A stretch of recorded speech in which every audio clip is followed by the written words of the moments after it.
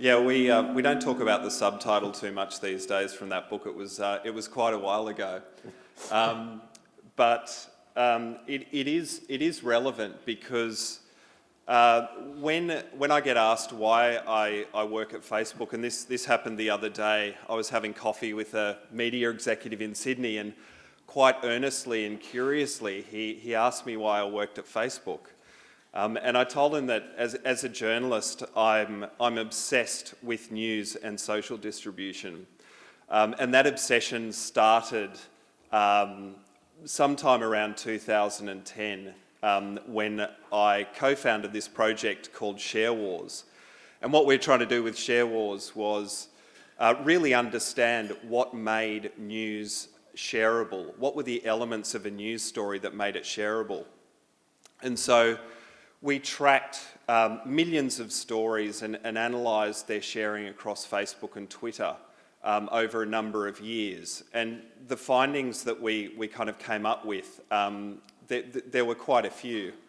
But one of the main things that came out of it was that people share stories that matter to them. They share the stories about the issues that they really care about. They share the stories that they value. And so that was kind of the biggest finding that came out of that project. There are a whole lot of other things as well. So one of them was that breaking news is very shareable.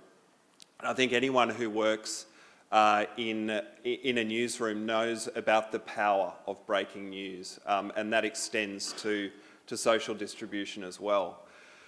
The other thing that we found out was that those publishers who iterate, who test and learn, and who take chances on these social platforms, they are the publishers and broadcasters who tend to excel on those platforms.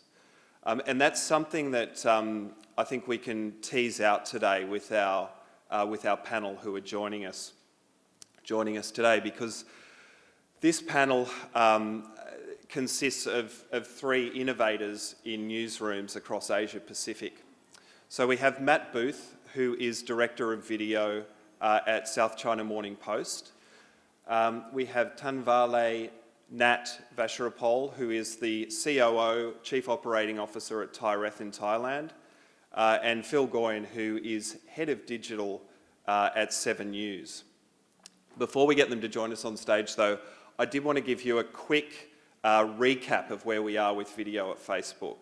And the big news has been the launch of Watch, which was a little over a year ago. We launched Watch globally, as well as our mid-roll product, Ad Break, which allows publishers and creators to monetize their video on Facebook in a way that they haven't been able to before. Part of the reason, or a big part of the reason that monetization has been difficult on Facebook up until this point was that it's hard to get a pre-roll before a video and newsfeed. It's a terrible user experience, and so it's something that we that we have not done. The advent of Watch allows us to really experiment with and test different audience behaviours, because it is a distinct place for video on Facebook.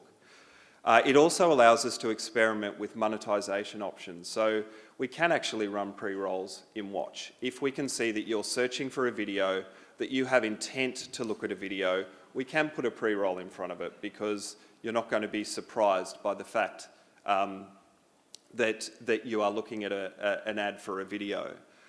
The other thing about Watch that is, well, there are a couple of other things I think as far as publishers are concerned. One is that you don't need to do anything special to get your video into Watch. All you need to do is publish video to your page and it will be discoverable in Watch. And yeah, I think it's also, in case you haven't encountered Watch, just to explain how you do get to Watch, it's a tab in the app.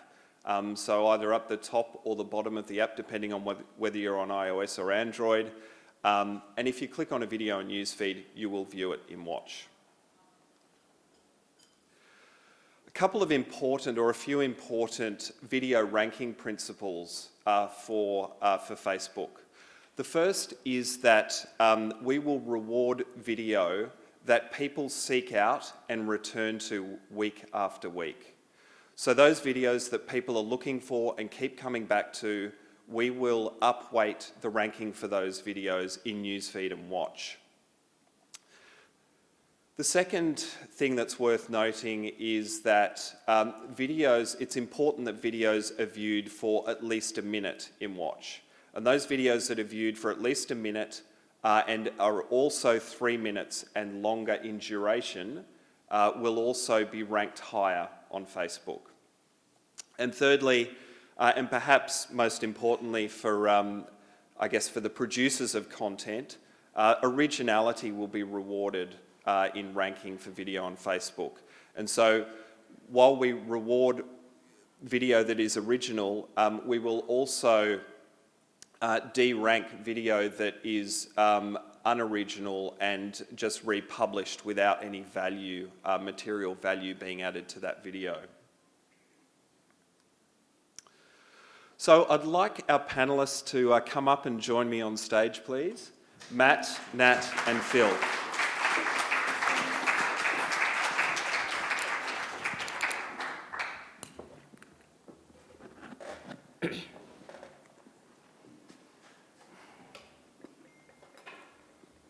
Okay, is this mic on? Yep. So first of all, I'd like to get you guys to introduce yourselves, to tell us about your role and also the organisation that you're working at, and also what's the #1 challenge or opportunity for video where you guys work. So Matt, first to you. Well, the South China Morning Post is one of the oldest English language publications in Asia, and we have been on a digital transformation journey over the past 2 or 3 years. Video has been critical to that digital transformation, where we have evolved from simply a print-based medium into a global media organization.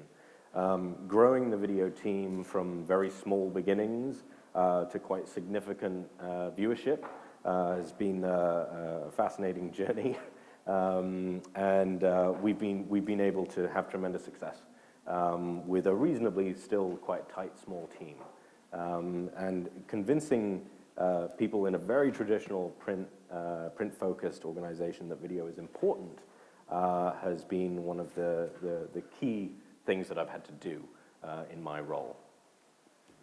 Fantastic, thank you. And Nat, also I guess a very famous newspaper business in Thailand, and you've come from I guess your business has come from a newspaper background as well. How has that, how has your role, or how have you dealt with that in your role? Okay. Hi everyone. Thank you for having me. So, hi. Hello. Can you hear? Hello.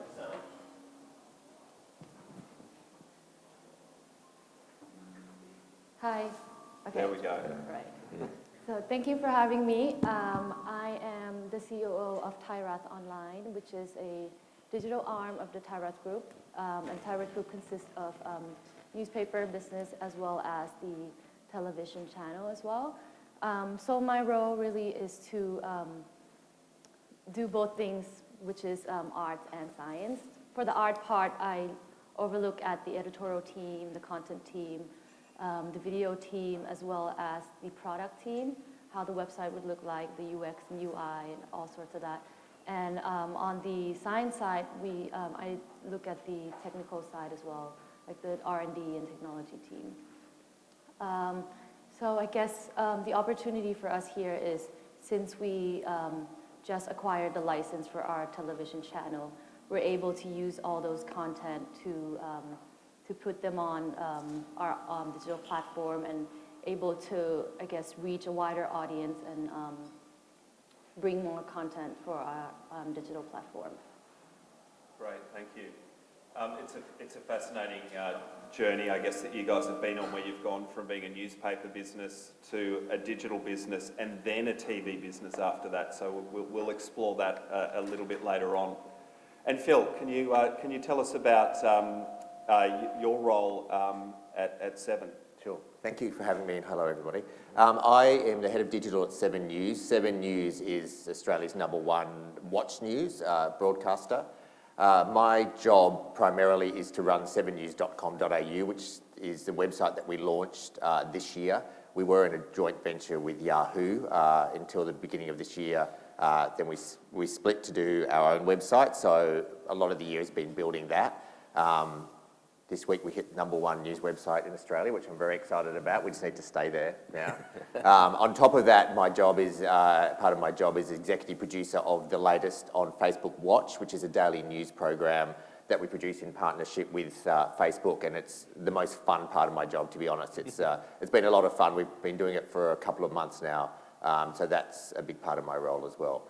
Opportunity for video would, look, I'm a video guy because I come from a broadcast network. I think video is extremely powerful. It can take you places that print can't, obviously. It can take you into the moments that people remember, the OMG moments, definitely. The challenge for video for me is audio, what to do with audio, because we assume most people aren't watching our video with audio, because a lot of them are consuming, 85% of our audience consumes video on phones.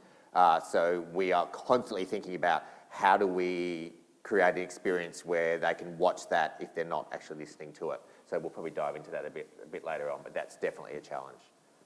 Thank you very much, all of you. That was great. So first, or the next thing I'd like to do is show some videos from these 3 organisations. The first one is from SCMP.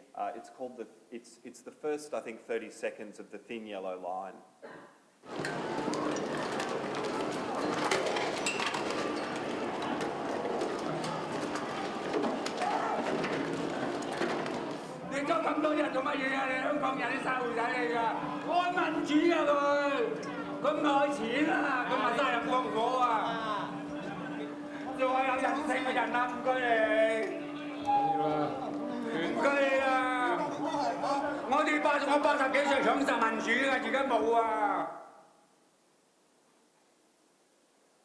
So Matt, that's an incredibly powerful piece of video. What is the, I guess, the strategy behind these video, I guess, longer form web videos that you guys are producing at SCMP, and what were you looking to achieve through that piece in particular? Well, this particular one was a part of our SCMP Films brand, which we launched in December of 2018. Fairly early on in our sort of evolution, we realized that just doing straight up news video was probably not going to be enough, that we needed to have more sort of long form, in-depth, character-driven narratives available to our audience, and SCMP Films definitely fits that particular bracket. We've obviously been all consumed by the Hong Kong protests that have been going on for 5 months now, and we're very conscious of trying to tell the stories around the day-to-day, look for themes, look for interesting characters, and try to go deeper with them, especially because this story is such an emotional story. There are many opportunities to find these characters who can show that better than a straight up this happened type of video. And you know, this particular video was about a group, for those who don't know, called Protect the Children, which is a Christian volunteer group that wear yellow jackets, very distinctive, and we've seen them many times when we're out in the field. And they sort of put themselves in between the police and the protesters to try and keep both sides apart. Evidently, you know, frequently it does not happen that way. And they're a very strong voice in this protest movement. And in our efforts to cover all sides of this particular clash, this is one of the particular sides that we chose to take an interest in. Interestingly enough, you might not expect a 12, 13-minute deep dive like this to be a numbers play, if you want. And we in terms of just in terms of viewership, in terms of viewership. And SCMP Films was not designed to be a numbers play. It was supposed to be more sort of cerebral. But we got, I think, 1.7 million views on that one and counting. And over the 25, 26 films that we've released, we've had about 20 million views. So the average is very high for each one of these particular films. And we did not think that these would work on Facebook, and it did. We thought it was, frankly, more of a YouTube play than a Facebook play. But there's still an audience out there for this kind of content, which we were very pleased about. Yeah, well, it's incredibly powerful, and the story itself is amazing, and the storytelling is really, really powerful. This next video is from Thairath. It shows a number of, I guess, different tactics or strategies that Thairath is employing in their video execution. งานประจำของผมก็นะครับแก้ฟู้ดอยู่แล้วครับขอบคุณทุกคนที่ติดตามมากนะครับ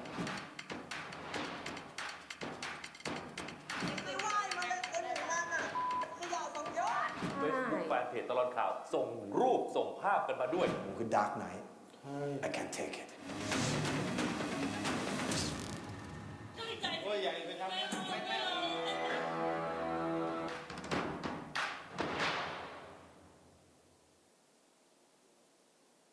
So now there's some, obviously some viral news hits there, as well as some specific digital-only productions that you're doing at Thairath. Can you tell us a bit about those? Yeah, so for us, the video strategy is to use both content that we broadcast on the television to be online. So those are, regular breaking news, viral clips, but we also have content that we produce digital only, like for the second to last and the last video. Those are the two that are digital only videos, and those, I think it has a longer shelf life, because like for breaking news it's really short, and so we wanted to do something that would stay regardless of the time. So for the last show on the reel, it's like a 3 minutes on the case file flashback that we used the asset that we have from the newspaper, using the old case and then having our editor changing from text to video file. And that was actually done by our editors who had no prior knowledge of like video production or anything. So we were able to teach them to do simple cutting and editing skill, and then they were able to do new, skill that they didn't know before, and they it actually responded well on online platform as well. That's really interesting. So it's using your kind of newspaper legacy and your newspaper assets, repurposing them for digital video, and then getting some new content as well. That's really interesting. So the next video I'm going to show is a reel of the latest, which is the show that Facebook and 7 News in Australia are partnering on. Welcome to the latest on Facebook Watch. I'm Michael Usher. Sam Brett's on the story for you. Well, Michael, 20-year-old Mertney remains in hospital. Anil Sharam was arrested by New South Wales Child Abuse and Sex Crime Squad detectives. After more than 2.5 years on the run, Victoria's most wanted man has finally been found here in the heart of Melbourne. Michael, this all happened in the Canberra suburb of Corwell. Every dramatic moment is caught on CCTV. Sean White is in California with the details for you. Yeah, hey Michael, well this is one of the most highly anticipated smartphone launches of the year. It's the sheer size of the search area. All around Gillam there are these burnt out structures like this. It's been belting rain for about 3 hours, and as you can see it's just a sea of umbrellas. It is unbearable to even imagine what these poor people suffered in their final minutes. In tomb below deck engulfed in foam. Now to our final frame, and we really wanted to take a moment to say thank you to those on the front line fighting those catastrophic bushfires across Australia. These men and women you can see right now have put everything on hold to protect their communities. It is selfless, it is inspiring, it is the Australian spirit on show.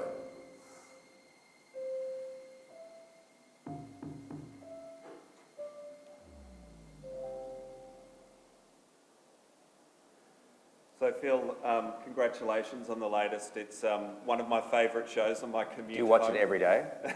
Every day? Almost every day. Good. Every view counts, Andrew. But it's a show that you guys are publishing every afternoon. Vertical format, made for mobile consumption, and it works perfectly for that train trip home from work. What were you trying to achieve with the latest, and how did it come about? Yeah, so when we partnered with Facebook, the great thing is Facebook is you can kind of do whatever you want, which is cool. And we just launched the latest TV show, which is the broadcast version of that, which is a 10:30 at night national news program. So I was involved in launching that. So we already had this brand that we were building, and I'd worked with Michael, the host, for almost 10 years on various magazine news programs. So I just thought, how can we combine all of that in a new version, which is going to hit quite frankly, a younger demographic. So, and also in a format that people can consume on their phone. So that was, how do we make the broadcast version into a mobile-friendly version that is going to give people their news in the afternoon, and also the other thing with being on Facebook that we have to be super conscious of, while we're a news program, we're also aware that people might see that program the next day, the day after, or the day after that. So it kind of changed the way we thought about how we program the show each day and which stories we put in there and how we tell those stories. So it opened up all these really cool, interesting new challenges and questions that we hadn't asked before, because having done broadcast television for so long, it wasn't as simple as put the broadcast version on Facebook at all. But it's great because it's made us come up with a whole bunch of new ideas and new concepts. And how has the demographic, or how different is the demographic compared to your linear TV broadcast at 6 p.m. every night on Channel 7? Quite different. So the broadcast show skews older, sort of 55 plus. The demographics we're hitting in our show are like 25 to 34 males, so it's a lot younger, so it's very different, which is cool for a brand like 7 News, which is such a big brand in Australia, where and as we heard in the opening remarks, the young people just aren't watching as much television, so we're hitting an audience that might not be perhaps consuming television as what we may have. Thank you, Phil. So I think as a question to kind of kick off the conversation, thinking about the different platforms and the way that you guys approach different platforms, and how you make video different, or do you need to make video different depending on whether it's on YouTube, Facebook, or your owned and operated digital properties. Nat, do you have an opinion on that? Well, you definitely have to make it different on each platform. Even though we post, content from what we broadcasted on online, it doesn't necessarily have to work the same way on every single platform.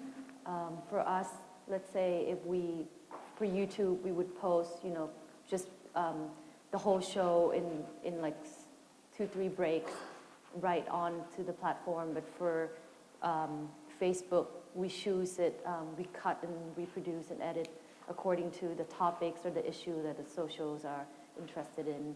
And for Instagram, it's different as well. So we definitely have to make content different according to each platform. Speaking of, one of the questions that honestly keeps me awake at night, there's a few, is how do you, I'm interested with how you guys do it as well, how do you tell news in these bite-sized chunks, because obviously everyone's consuming it. So our shows are like 4.5 minutes, and I'm constantly thinking, what context am I missing out on the story? Like, is there a whole chunk of the story that I'm not telling? We kind of get around it by putting, in the comments section, we put links to our website so people can go and get more information. But I don't think I've kind of got the answer to that yet. It's like, people want less, that want it to run for less time. They don't want to watch a 20-minute documentary. But are we ripping people off context at the same time? I don't know. I think all of the platforms have a different strength, which can give you certain opportunities for certain types of video. We tend to publish all of our videos across all of the various digital and social platforms that we can, but we will definitely see a difference in performance depending on where they are. Obviously, with Facebook, we also optimize to create square versions. We've thought about vertical, love what you're doing with vertical, but it's that question of resourcing and how much time do you have to make yet another version, because it's quite different to make a vertical one from a square one. But I think in terms of making sure that you've got the context in there, making sure you've got all the right information in there. I think it was Winston Churchill who once said, I apologize for the length of this letter, but I didn't have time to write you a short one. That's exactly what we do. It takes time to make sure that you've condensed the information into bite-sized chunks. But I think what's been really interesting over the past 2 years, certainly, is the appetite for longer form. And for letting your video run longer. There doesn't have to be a caption over every frame of video. And I'm constantly telling my video journalists to let it breathe out. People want to see things. People want to see how this event played out. And you don't need to keep it as tight as if you were editing for a 1:30 block in a broadcast TV show. Yeah. And Matt, you guys are doing 7 to 10 minute videos. Why that length, and what does that allow you to do? Well, we're not specifically aiming for 7 to 10 minutes. We are doing a lot of those. You're absolutely right. But within digital, you have the freedom to let the story be as long as the story is, which is quite nice. So certainly there have been occasions where we've deployed a video journalist to a particular location. The one that springs to mind is a very, very poor village in China, which had almost been left off the map from the poverty alleviation scheme. And we visited them around the 2 sessions in 2018, and we went back in 2019 to see what had changed. Not much. But we got such great material from this excursion, which we had expected a 2 to 3 minute video, but we ended up cutting an 11-minute video because it was so compelling, the people's stories were so great, and we ended up turning that into an SCMP film when it was supposed to just be a news package. What digital gives you is that freedom to go long. You don't have a news editor saying, I've only got a 2-minute hole in my news program, it's got to be 2 minutes, come hell or high water. And sometimes that can work the opposite way. Sometimes you have to pad out a broadcast news thing to get to 2 minutes when it doesn't really warrant it, because that's the size of the hole. But with digital, it can be as long as the story is, which is fantastic freedom. Yeah. And Nat, do you have any specific, obviously you've got the 3-minute case files, so I'm assuming they're all 3 minutes. Do you have any other specific lengths for your video products? Thairath Talks, for example, are you aiming for a certain length? Yeah, that's Thairath Talk, let's say it's about like over 10 minutes. So, but again, even the shows like Thairath Talk is different length and duration on each platform. So we do a longer version on our website and on YouTube, and then we'll cut another edits and version on IGTV or like on Facebook. Okay. And just, Nat, sticking with you for a second, and the different platforms, how are you thinking about the different platforms and monetization? For us, I guess monetization on the digital platform is, other than the regular advertising model and sponsorship, it's, if you want to increase your revenue, you have to understand your audience. If you're able to increase the views and the engagement, then you can monetize more. So first, you have to understand each of the platforms' capability, the feature, what's the monetization features, and how can you improve the engagement of the audience on each platform. When you know that, then you're able to use different tactics on each platform. And then I guess at the end is follow the community guideline. Don't get banned from that. Taken down. And all three of you have to, I guess, tell a story internally for the organisations you work for. You need to explain how video is successful, what it takes for video to be successful in your organisations.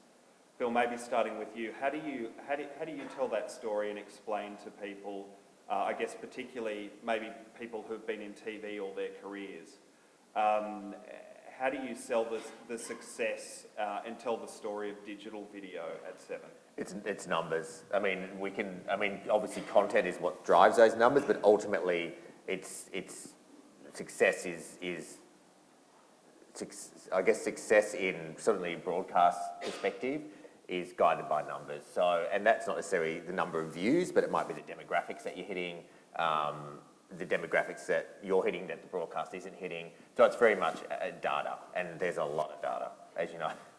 Sometimes I think there's too much data, but there's so much data that you can get into.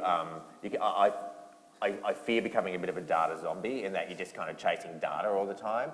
But it's certainly, if you look at it and then you treat it with respect and then you sort of step away and build your content around that, as long as it doesn't drive every decision. But certainly, to answer your question more directly, it's numbers. Yeah. Matt, is that the same for you? Largely, certainly. Trying to get people involved in video if they don't actually work for the video department can be a challenge. Everyone's very busy, everyone's got their own deadlines, everyone's got their own targets to hit, and to ask them to go and then do video on top of that can be a big ask. But reporters, generally speaking, want their stories to be seen or read. And we're in a world at the moment where video is seen favorably, certainly on social platforms and algorithmically. So you can get 10 times the amount of exposure you can with a video than you can with perhaps a print article. And obviously reporters will gravitate towards that. I would say, however, it's not strictly the numbers, it's also functionality as well. At the South China Morning Post, we're always trying to get as good a digital product on our website as possible. So if you can provide, say, the World Desk with a really good Brexit explainer or a Kashmir explainer or something that they've got, a digital asset which they can embed in a lot of different stories, they see the value of that because they're not hunting around trying to find things to dress up the stories that they're trying to publish every day. And you can show your worth to them through that. And that's also very, very helpful.